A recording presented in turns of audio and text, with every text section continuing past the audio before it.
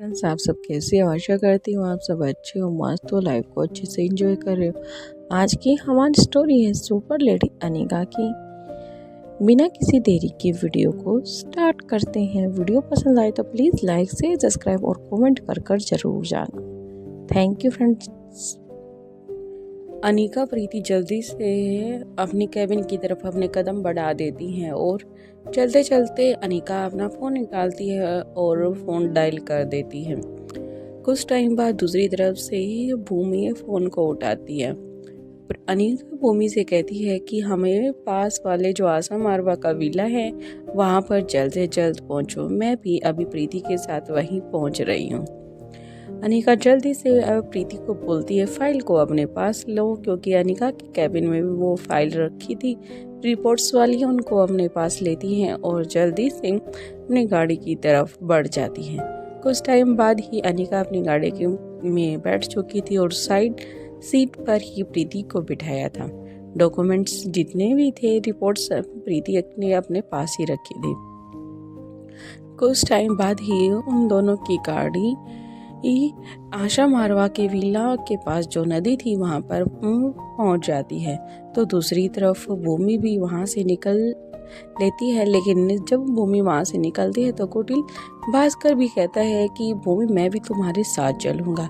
तभी भूमि उसे कहती है कि तुम्हारा यहाँ रहना काफ़ी अच्छा होगा, क्योंकि यहाँ पर भी हमें कोई काम और मिशन दिया गया है तो वो भी करना ज़रूरी है। हम ये चीज़ अब किसी के ऊपर नहीं सौंप सकते। कुटिल समझ जाता है कि कितनी ही रिक्वेस्ट करे भूमि उसकी एक नहीं सुनने वाली, इसलिए कुटिल भास्कर वहीं पर अपना काम करने की ही सोचता है और भूमि दर्शन के साथ अपनी जीप में बैठती है और आशा मारवा के विला की तरफ अपनी गाड़ी का रूट कर देती है।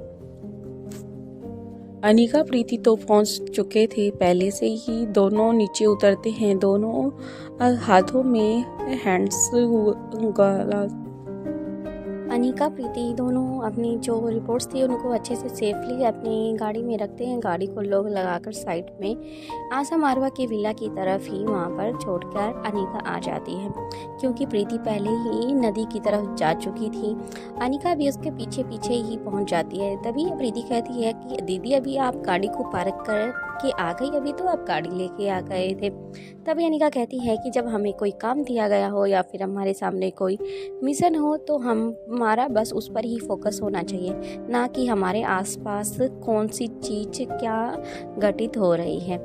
प्रीति समझ चुकी थी कि मैं दीदी से कोई भी बात नहीं कह सकती, इसलिए चुपचाप वापस वहीं चली जाती है और जहाँ से वो बच्चा भागा था, गिरा था, वो सब वो सोचने लग जाती है। फिर दोनों को दूर से कुछ दिखाई देता है तो अनिका और प्रीति दोनों ही अपने कदम वहाँ से बाहर की तरफ कर देती हैं और वहाँ से बाहर आ जाती हैं, जहाँ पर एक चट्टा सा बना हुआ था जो नदी की तरफ ढलान का था। तो अनिका और प्रीति दोनों वहाँ पर खड़ी होकर कुछ सोचने लग जाती हैं। तभी अनिका ने प्रीति से कहा कि ज़रूर वो बच्चा इधर से भाग कर आ रहा होगा। उसे नहीं पता होगा कि यहाँ पर नदी है, क्योंकि ये काफ़ी ऊंचा है और इसके नीचे कम हाइट से नहीं दिखाई देगा और वो भाग कर आया होगा तो इसका पैर यहाँ पर ये अपने आप को रोकने की कोशिश कर रहा होगा, लेकिन स्पीड इतनी ज़्यादा थी कि वो अपने आप पर कंट्रोल नहीं कर पाया और वो इस तरफ आकर गिर गया। फिर प्रीति भी हामी भरते हुए कहती है। तभी भूमि की गाड़ी वहाँ पर आ जाती है। भूमि गाड़ी से बाहर आती है और उसके साथ दर्शन भी गाड़ी से बाहर आता है। तभी अनिका से पूछती है क्या हुआ भाभी। तभी अनिका कहती है कि दरअसल बात ऐसे। अनिका उसे सारी बातें कह सुनाती है जो उस बच्चे के साथ हुआ था। फिर भूमि शौक रह जाती है। फिर कहती है कि यहाँ पर आजकल ऐसा काम भी चल रहा है कि बच्चों को पावर ड्रग्स या फिर किसी तरह के इंजेक्ट किए जा रहे हैं, और वो भी खासकर मेरे एरिया में। अगर ऐसा है तो मुझे जल्द से जल्द ये केस सोल्व करना होगा। अनिका भी कहने लग जाती है हाँ भूमि, ये हमें बहुत जल्द केस सोल्व करना होगा, क्योंकि पता नहीं आगे कितने बच्चों की जान जा चुकी है और जाने वाली है, इसलिए हमें ये सब रोकना ही होगा। तभी दर्शन कहता है कि हाँ आप दोनों बिल्कुल सही कह रहे हो, इतनी बात सुनकर फिर अनिका, प्रीति और दर्शन को भी वो सब समझाने लग जाती है कि वो बच्चा कैसे इस नदी में गिरा होगा। सारी बातें समझने के बाद फिर अनिका के दिमाग में कुछ तेजी से बिजली सी रौंदती है और वो कहती है वो बच्चा आसपास के एरिया से ही भागकर आया होगा यहाँ पर। हो सकता है 1 किलोमीटर या फिर ज़्यादा करे 2 किलोमीटर। हमें 2 से 3, 3 से 4 किलोमीटर का जो आसपास का एरिया है उसकी अच्छे से छानबीन करनी होगी। दर्शन और भूमि भी हामी भरते हैं। दर्शन भूमि एक गाड़ी में बैठ जाते हैं और प्रीति अनिका एक गाड़ी में बैठ जाते हैं। उन्होंने अपना एरिया बांट लिया था, इसलिए अपने एरिया में वो वहाँ पर जहाँ पर गाड़ी नहीं जा सकती तो उन्होंने वहाँ से अपना पैदल दौर पूरा किया। कुछ टाइम बाद अनिका ने कहा कि हमें किसी को कुछ भी मिलता है तो वो दूसरे को फ़ोन करके उस चीज़ की वहाँ की लोकेशन ट्रेस करेंगे और वहाँ पर वो दूसरा पहुँच जाएगा। तभी भूमि भी हाँ भर देती है और जल्दी से दोनों गाड़ियाँ एक दूसरे के पीछे चली जाती हैं और आसपास का 3 से 4 किलोमीटर का एरिया है नदी के का जो चारों तरफ से यानी कि चक्कर के रूप में, तो वहाँ का पूरा एरिया छान मारते हैं लेकिन किसी को कोई सुराग नहीं मिलता। थक हार कर दोनों गाड़ियाँ एक दूसरे के सामने ही आ जाती हैं। अनिका और भूमि एक दूसरे की तरफ देखती हैं तो भूमि अपनी नज़रें झुका लेती है और गाड़ी से नीचे उतर जाती है। जैसे ही भूमि गाड़ी से नीचे उतरती है तो वहाँ पर उसके पैर किसी चीज़ पर लगता है और वो उसे दोबारा पैर को मारने लग जाती है।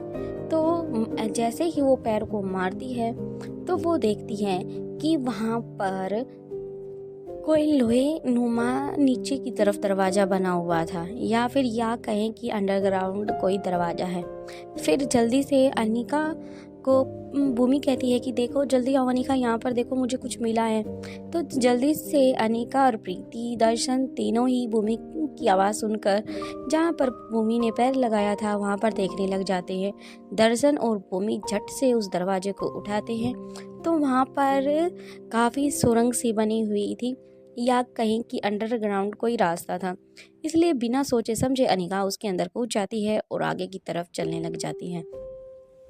तो उसके पीछे पीछे प्रीति और फिर भूमि और फिर दर्शन, ऐसा करके सभी उस दरवाजे के अंदर जाने लग जाते हैं। कुछ टाइम बाद उसे क्रॉस कर कर वो वापस ज़मीन पर आ जाते हैं और वो देख पा रहे थे ये बिल्कुल काफ़ी अलग सा लग रहा था उन्हें, क्योंकि इससे बाहर जो ज़मीन थी और इसके पार जो ज़मीन है काफ़ी देखने में अलग लग रही है। तो इसलिए वो वहाँ के रास्ते से दोबारा फिर आगे की तरफ अपने कदम बढ़ा देती हैं तो वहाँ पर काफ़ी हड्डियों के स्ट्रक्चर पड़े हुए थे।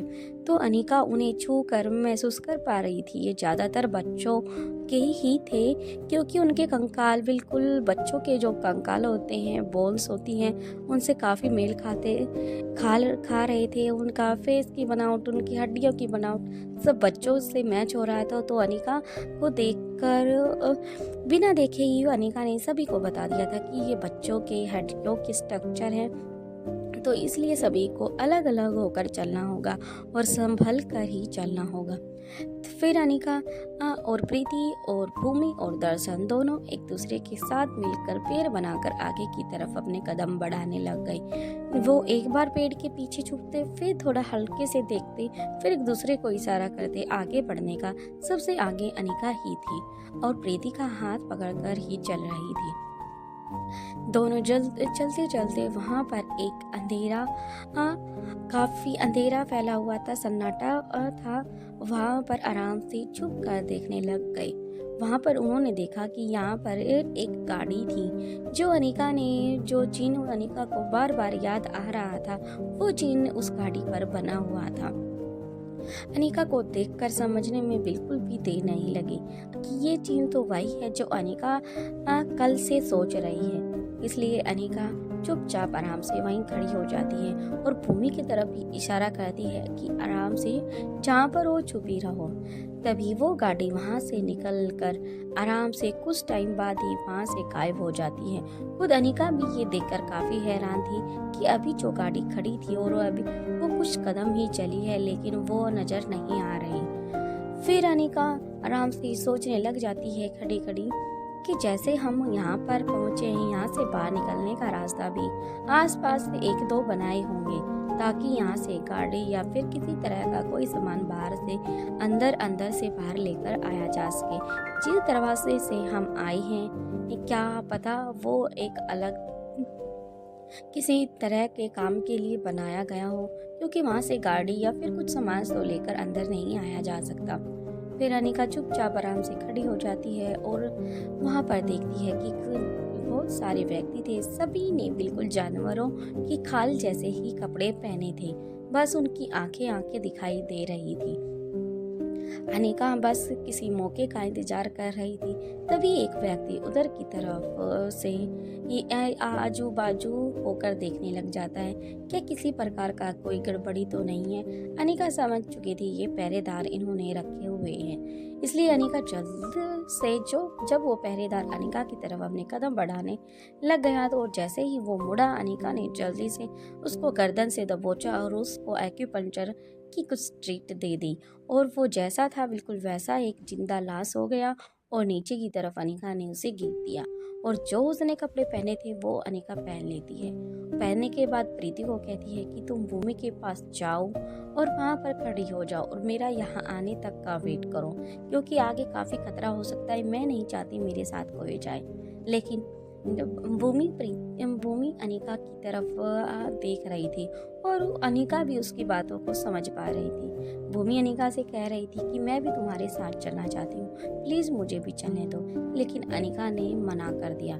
फिर भूमि की आंखें अनिका की तरफ आस भरी नज़रों से देख रही थी। प्लीज़ मुझे भी आपके साथ चलना है, क्या पता आपको कुछ मेरी हेल्प की ज़रूरत हो, क्योंकि अभी तक अनिका के बारे में भूमि इतना नहीं जानती थी और अनिका उसे बताना भी नहीं चाहती थी। फिर अनिका ने एक प्लान बनाया। उसने कहा कि ठीक है, तो मैं